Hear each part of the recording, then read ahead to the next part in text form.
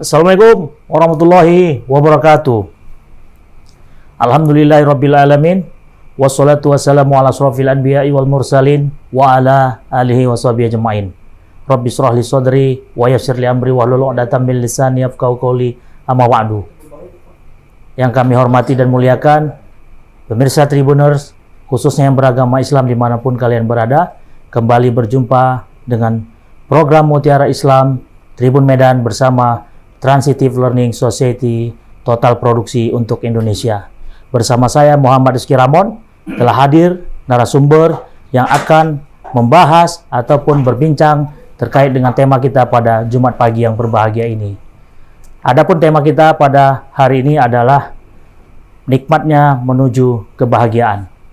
Telah hadir bersama kita Al-Mukarram Al-Ustadz Dr. Ansari Yamamah MA, founder dari Transitive Learning Islam Society. Assalamualaikum. Waalaikumsalam warahmatullahi wabarakatuh. Waalaikumsalam. Tuan Guru, apa kabar? Alhamdulillah. Kembali berjumpa. Insyaallah, alhamdulillah. Kali ini pembahasan kita terkait dengan kenikmatan ya, yang endingnya menuju kepada kebahagiaan. Semua orang mau nikmat. Harusnya hakiki. Abadi selamanya. Insyaallah, amin. Baik, Ustadz, untuk tidak memperlama, silakan Ustadz, mungkin ada yang mukadimah yang disampaikan. Tafadhol. Baik. Terima kasih. Assalamualaikum para pemirsa Tribuners dimanapun berada, my brother Mr. Ramon dan seluruh kru yang dirahmati Allah. Alhamdulillah kita bertemu kembali di pagi hari ini menjelang hari Jumat Ya. Menjelang salatan Jumat Barakah insyaallah ya. Barakah. Alhamdulillah kalau kita berbicara tentang nikmat membawa kebahagiaan atau menuju kebahagiaan, nah, pertama sekali adalah apa itu nikmat? Yeah. Nah, dan mengapa semua orang ingin mencari nikmat atau kenikmatan? Nah, begitu ya. Nah, nikmat itu adalah sesuatu secara umum ya, adalah sesuatu yang membuat kita merasa senang, membuat kita merasa nyaman, enak. Kalau bahasa Medannya sedap, Sedap. Ibarat makanan, kalau sudah sedap, kan nikmat. Tapi kalau tak sedap, kan tidak nikmat. Ya.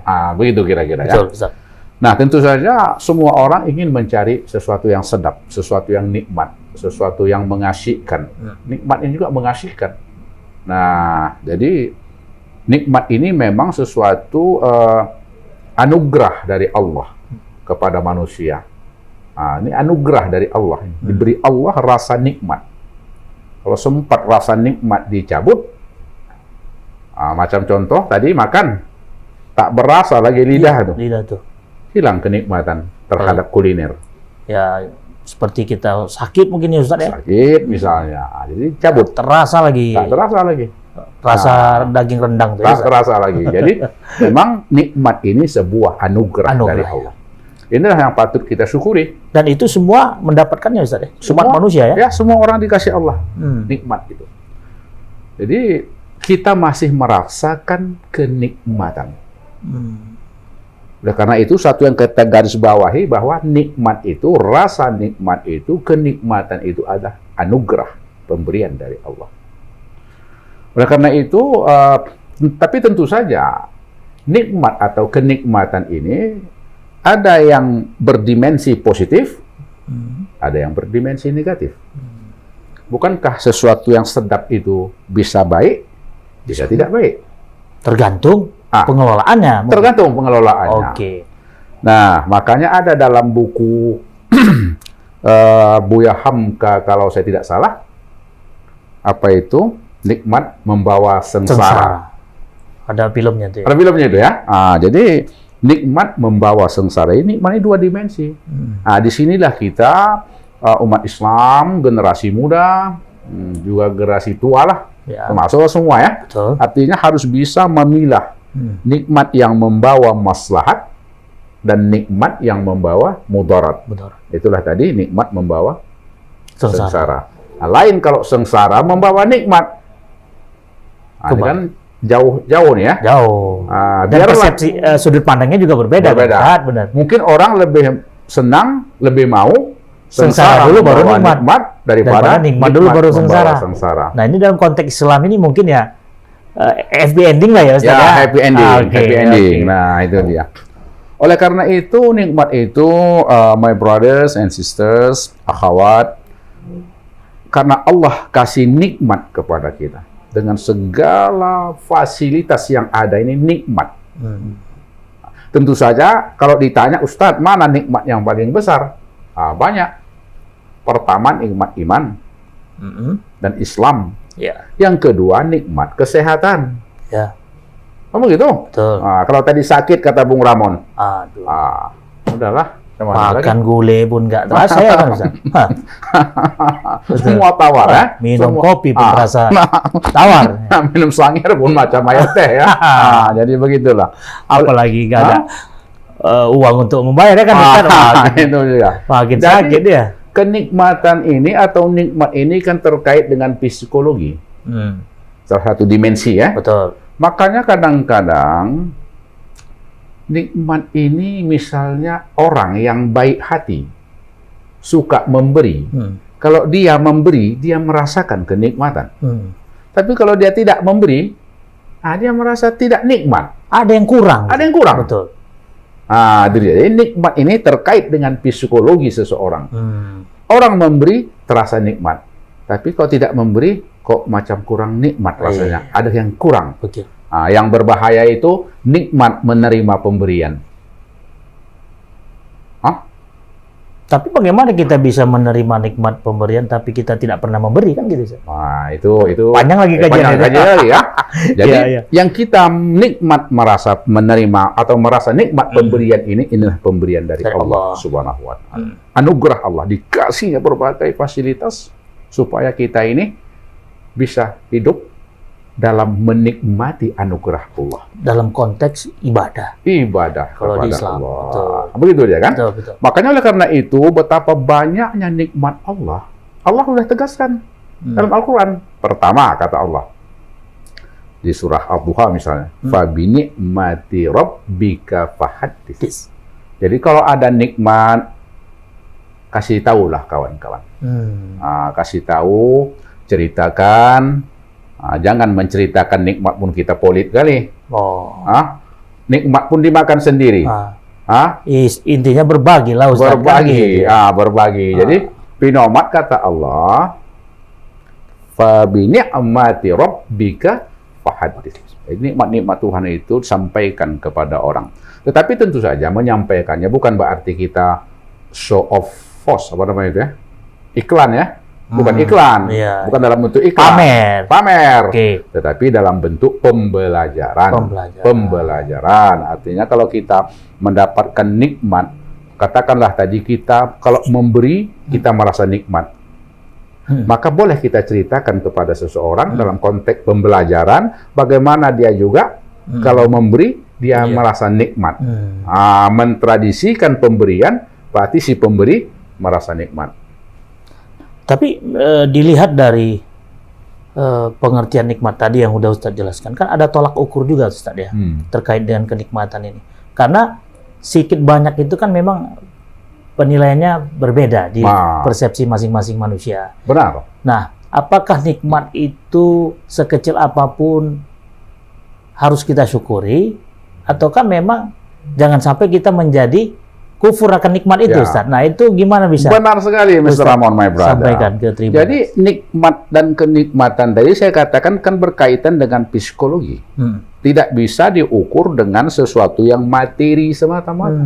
Karena terkait dengan psikologi seseorang. Artinya terkait dengan ketenangan batin, ketenangan hati. Kamu gitu nih ya? Betul. Kebersihan pikiran, dia berkaitan ke sana. Ketenangan jiwa. Benar. Jadi kalau hanya diukur dalam konteks materi, kadang-kadang ada orang yang bergelimang dengan kenikmatan, tetapi sesungguhnya dia tidak merasakan kenikmatan itu dalam yang hakiki yang Tuhan katakan tadi itu.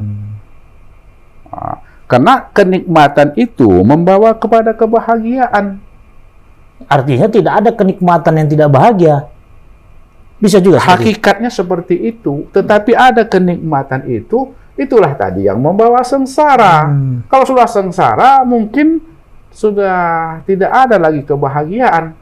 Nah, bagaimana Ustadz bisa iya. menjelaskan ke pemirsa Tribuners terkait dengan kenikmatan yang berending kesengsaraan itu, Ustadz? Dalam konteks mungkin keislaman tadi, Ustadz ya. Ya, Apa kira-kira ciri-cirinya itu, Ustadz? Ini kalau kita rujuk lagu Roma Irama, kan tak masalah kita sebut Bang Haji ya. Enggak apa-apa. ya? Kalau perlu pun kita nyanyikan, Ustadz. Kita nyanyikan. Jadi lagu Bang Haji ini kenapa yang enak-enak Itu yang dilarang. Yang Kenapa, asik-asik itu dilarang, yang nikmat-nikmat itu dilarang. Cemana pula itu, Ustadz? Karena begini, hidup ini ya di samping kita memang untuk mencari sesuatu yang nikmat dan kenikmatan, tapi kan ada syarat. Ada syarat. Jadi kenikmatan yang boleh kita rasakan atau kita nikmati yang akan membawa kepada kebahagiaan itu adalah terkait dengan sesuatu yang dibolehkan oleh agama. Oke, sesuai koridor atau Koridor. ketentuan. Mungkin bagi orang yang minum khamar misalnya, nikmat-nikmat aja dia, Ustadz. nikmat, Tapi nggak tahu dari sisi kesehatan endingnya memang itu akan mudarat. mudarat. Dan itu dilarang oleh agama. Betul. Jadi nikmat yang membawa kebahagiaan itu adalah sesuatu yang dibenarkan Oke. oleh hukum-hukum keagamaan kita. Bahkan hukum-hukum kenegaraan kita. Nah, kalau tadi kita katakanlah kita memberikan sesuatu kepada orang, itu kan nikmat sama kita. Kita merasa bahagia. Oke. Bahkan fid dunya wal akhirah. Orang lain juga bahagia. Nah, kita diberi Allah kenikmat kesehatan. Kita bisa sembahyang, kita bisa pergi kerja, bisa pergi kampus, bisa pergi sekolah, bisa ke kantor dan lain-lain, bisa main bola. Iya. Nah, ini nikmat diberikan Allah. Wajib bersyukur. Apa kata Allah? Tadi pertanyaan Tuan Ramon. A'udzubillahi minasyaitonirrajim. La in syakartum la azidannakum. Wala in kafartum Inna azabillah syadid. inna adzabillah syadid. Aku sudah kasih nikmat yang banyak sama kalian, kata Allah. Nah, silakanlah dipergunakan. Bersyukur kalian. Betul. Kalau kalian tidak bersyukur, Maka ingatlah. maka ingat. Inilah azab. Nah, pesan yang balasan. disampaikan oleh Allah itu terkait dengan maka ingatlah, azabku amat pedih. Nah, itu konteksnya seperti apa tuh, Ustaz? Apakah itu ancaman ataukah memang itu mengingatkan manusia akan kenikmatan itu? Ya, betul. Jadi Al-Quran ini dia ada dua dimensi dari konteks khabar, informasinya yang diberikan. Pertama ada khabar yang membuat orang happy, kabar-kabar baik, baik kabar baik di dunia maupun fil akhirah. Ada kabar-kabar negatif, sesuatu yang tidak baik, sekaligus berupa ancaman. Oke. Ini termasuk Warning lah ya. Warning. Jadi kok dalam ilmu apa tuh udah ada early warning system. Pendeteksian dini lah ya. Betul. Jadi Allah bilang, kau kasih macam-macam gitu lah. nikmat yang banyak. Oke, you bersyukur. Kalau you bersyukur, kita tambah nikmat. Kita tambah, kata Allah. Ini kan sama begini. Kalau kita misalnya kita punya atau kita bekerja kepada katakanlah seseorang bos, company, leader lah, owner lah, pemilik, ya. Kita bekerja dapat rezeki, dapat gaji, dapat insentif dan lain-lain. Kan nikmat ini. Dikasih kita lapangan untuk bekerja, untuk menghidupi keluarga. Iya. Ya. Nah, bagaimana cara kita membalas nikmat kepada kita punya bos, pimpinan, atasan? Ya. Kan begitu? Betul. Maka salah satu contoh, misal ringankanlah tangan. Betul. Rajin. Bekerja. Itu kan cara kita membalas kebaikan bos. Jangan panjangkan tangan. Oke. Bos pun nggak suka. Ringankan tangan. Kita bisa mungkin bantu-bantu hal-hal yang pantas. Ringan tangan, makna positifnya positif lah. Bantu ya, bantu lah. Jangan bukan ringan tangan. Jadi artinya ringankan tangan kita untuk membantu bos. Misalnya bos kita katakanlah mau walimatul urus misalnya. Kamu gitu nih. Diundang bosnya atau anggotanya? Bosnya lah. Bosnya berarti berterima kasih kepada bos. Ini kan cara berterima kasih kepada bos. Berarti bukan bosnya yang walimatul. Bukan. Nah, keluarganya.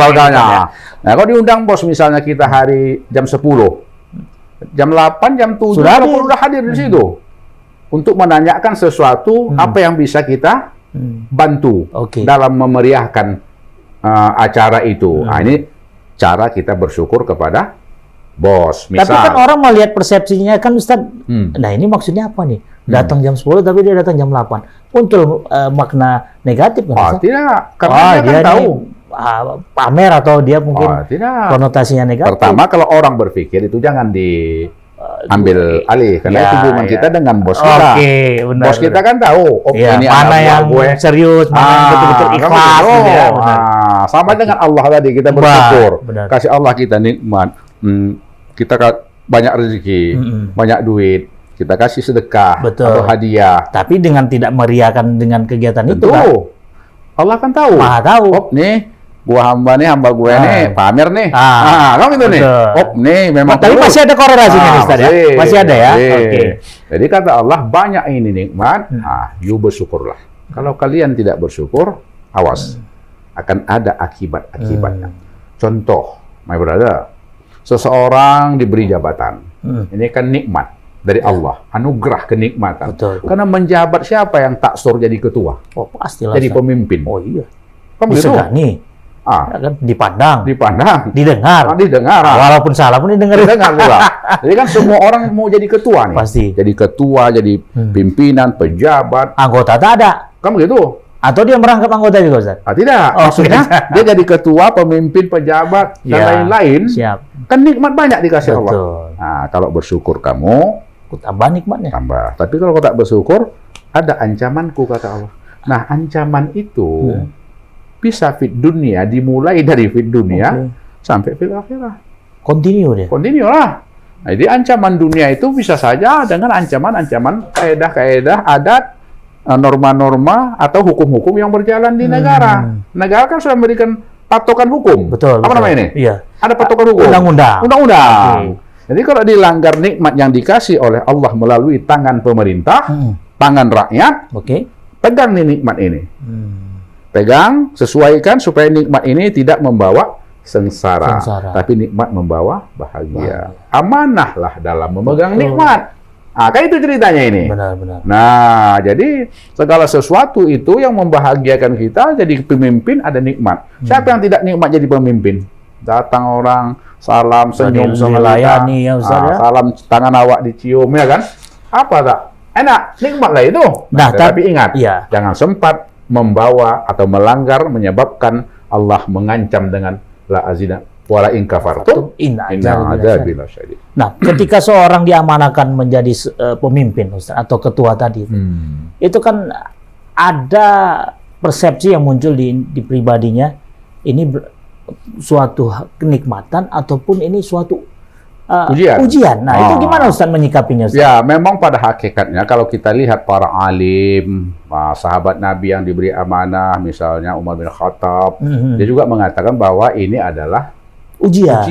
Memanglah segala sesuatu itu ujian. Nikmat ini pun ujian sama kita. Tapi dikasih Allah kita nikmat memandang. Ini kan pandangan bagi mata kita. Ujian bagi mata kita. Apakah pandangan mata kita ini bisa sesuai memandang yang betul? Memandang yang benar? Atau memandang yang salah? Kalau you memandang kebenaran, berarti you on the track. Sesuai aturan main gitu sesuai aturan main dalam menikmati kenikmatan anugerah dikasihkan Allah, menggunakannya. Tapi kalau you melanggar, maka you sudah keluar dari rel aturan-aturan main dalam rangka memaksimalkan anugerah yang diberikan Allah itu.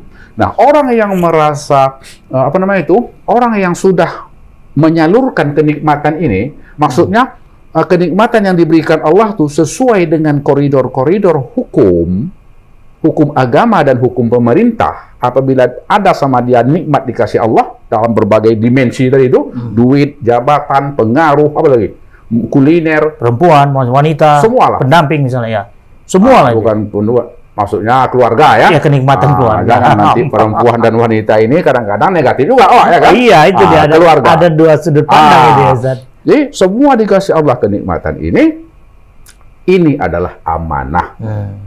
Amanah dari Allah, titipan. Karena Allah bisa saja mencabut, mengambil alih ya, dalam sekejap mata. Nah, artinya kita sebagai manusia itu ya udahlah, kini semuanya titipan. Betul. Apapun itu ya Ustaz. Betul. Tinggal kita Dan- bagaimana memaintain. Yes, kalau kita gunakan, kita salurkan, kita maksimalkan sesuai dengan kehendak Allah, kehendak kemanusiaan, kehendak negara, Dan hal-hal yang positif. disitulah lahirnya kebahagiaan.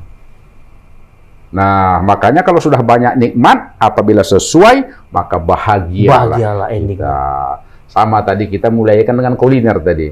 Nikmat kali makan gulai asam. Rendang, asam. Asam Sempade. asam pade. Asam pade. Kalau sesuai aturan main kita makan, maka kita pun merasa nikmat sadap. Kita pun imajinasi berjalan, pikiran berjalan, semangat beribadah, semangat bekerja. Tapi kalau sudah over nikmat, kita duduklah langsung tidur, tak bisa bekerja. Itulah Betul, kira-kira. betul. Jadi memang nikmat itu harus kita sesuaikan dengan koridor yang diberikan Allah, sesuai dengan kehendak kemanusiaan dan sesuai dengan hukum-hukum yang telah dibuat oleh pemerintah, agar nikmat itu betul-betul menuju atau membawa kepada kebahagiaan. Jangan nikmat membawa kepada yang tadi itu, kesengsaraan. Itu dia barangkali Mr. Ramon. Oke, baik Ustaz. Wah, ini wonderful ini Ustaz ya. Ya, alhamdulillah. Jadi yang jelas la in syakartum. La Barang insya siapa yang bersyukur maka akan ditambah. Betul. nikmatnya. Bahkan di dalam surah Ar-Rahman, kalau saya tidak salah, 33 kali mungkin Allah mengulang-ulang. Iya. Fabi ai ala Rabbikuma. rabbikuma. Tukadziban. Mana lagi nikmat Tuhan? Nikmat mana lagi yang Ah. engkau dustakan, sahabat Tribuners?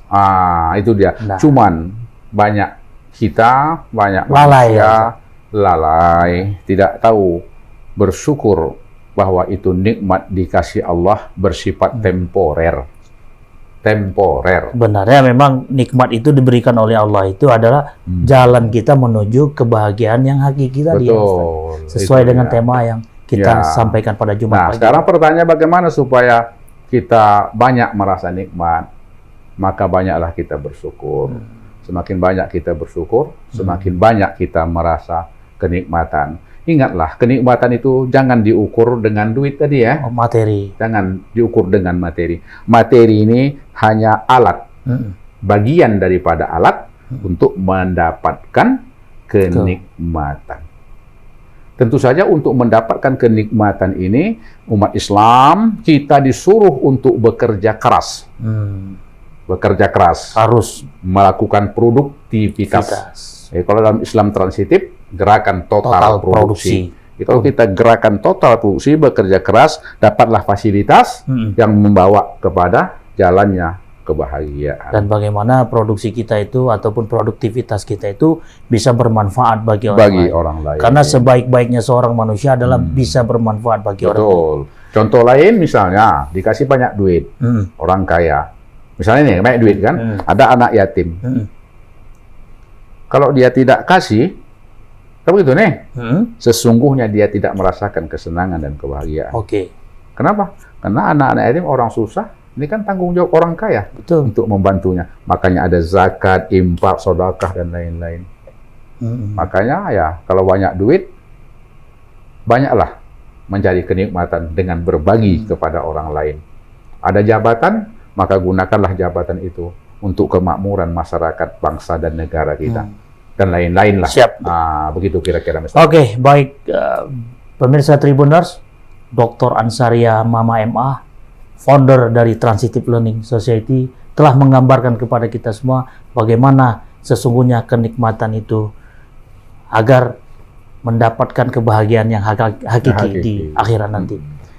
Demikian Tribuners, obrolan dan diskusi kita pada pagi hari ini. Semoga apa yang disampaikan oleh Al-Ustadz ataupun narasumber dapat menjadi informasi yang bermanfaat dan juga dapat menjadi referensi bagi kita dalam kehidupan sehari-hari. Tetap ikuti program Digital Tribun Medan, bantu komen, like, share sosial media baik YouTube, Facebook, Instagram dan juga TikTok Tribun Medan. Kita kembali lagi pada episode yang akan datang Jumat pagi pukul 9 waktu Indonesia Barat. Terima kasih Tuan Guru Dr. Ansaria Mama dan terima kasih kepada seluruh pemirsa Tribuners yang telah menyaksikan acara ini. Saya mewakili kru yang bertugas mohon pamit undur diri. Kita berjumpa kembali pada episode yang akan datang. Wabillahi taufik wal hidayah. Wassalamualaikum warahmatullahi wabarakatuh. Waalaikumsalam warahmatullahi wabarakatuh.